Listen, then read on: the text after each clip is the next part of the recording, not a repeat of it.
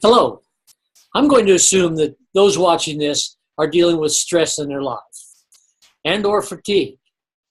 And without realizing it, the way we respond to those two things are going to determine our health in the future.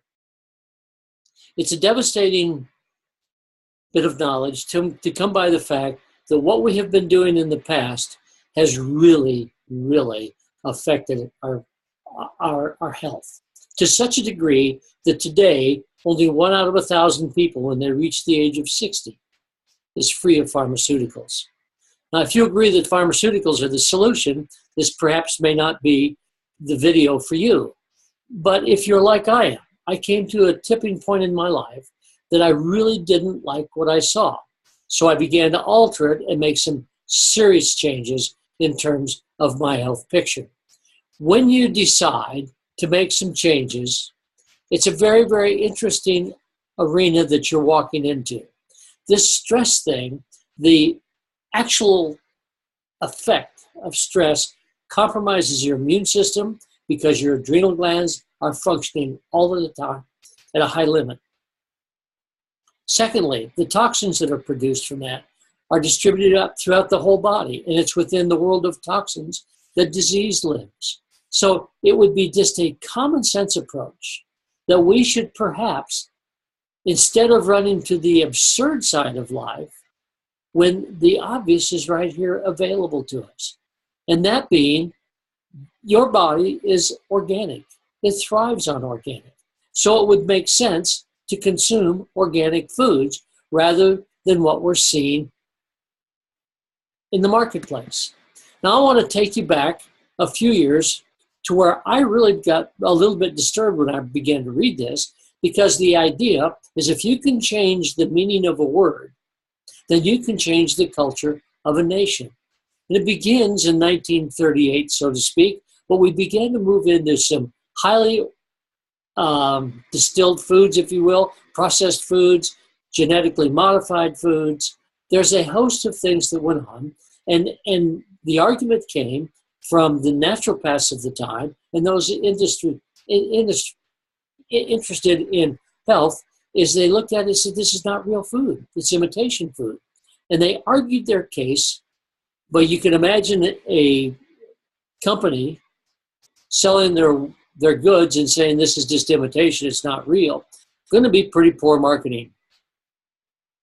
So here we sat, and they finally settled the argument in 1963, and they said whatever we're putting in there, we'll call it nutrients, unbeknown to the consumer. Those nutrients were synthetic vitamins and inorganic salts, plus an enormous amount of sugar. And it's the sugar where we got the energy. So a person taking it would realize that they got a burst of energy, and then off they'd go down the road, and then they would crash. So they'd keep this up and not realizing what they were really doing to their body was creating an environment for disease to live in. Therein lies the problem. I'd like to show you a typical dinner for a month. In the corner that you're looking at, highly processed foods, boxed foods, synthetic foods, sugars, caffeines, all of these things that we're putting into our system and saying, gosh, it really tastes good, not recognizing that oftentimes that sugar, when it metabolizes to an opiate. So they have addicted you to their food so that you'll continue to buy it. And down the road, you become quite ill from it. On the other side of the coin, you see a little breakfast that I made.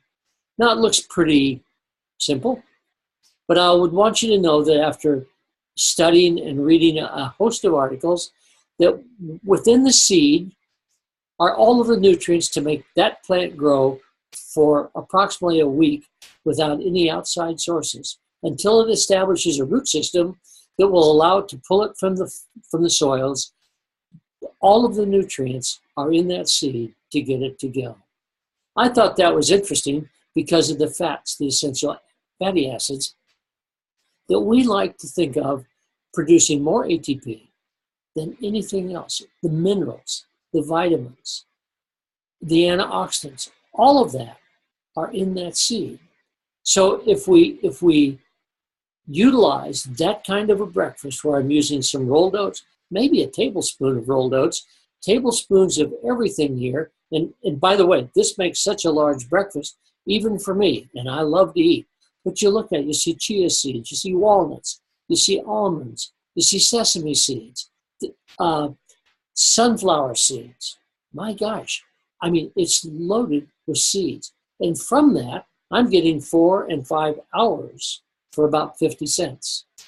Compared to the box stuff, you're getting maybe 30 minutes to an hour, and then immediately there is hunger. On the lower part, you're looking at what a fruit bowl might look like and how that is converted into a fruit bowl of cereal. Well, to make that real look like that, it takes quite a process. And they have to add a bucket load of sugar to it. And within this, we now know that about 50% of every box of cereal contains 50% sugar. So you add that mix with milk that has up to 12 grams of sugar per serving, and you're winding up with an enormous amount of sugar in a meal.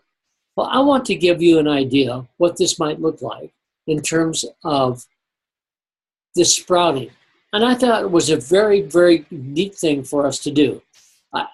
We took the time to use a number of different seeds. And this is within 4 or 5 days that this growth down here is what it is. And within this dish, I also put some processed foods, rice, polished rice. They won't grow a thing. Rocks won't grow a thing. But in this particular picture, you're seeing enormous amounts of growth. Those things are so loaded with nutrients, it's really quite frightening. I would like to take you again to the process that we'd like to call healing.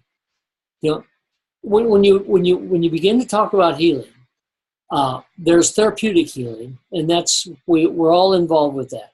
And then there's this really thing called sosa, which is a Greek word meaning not only physical but emotional healing. It's a complete healing job. So if we could furnish you in your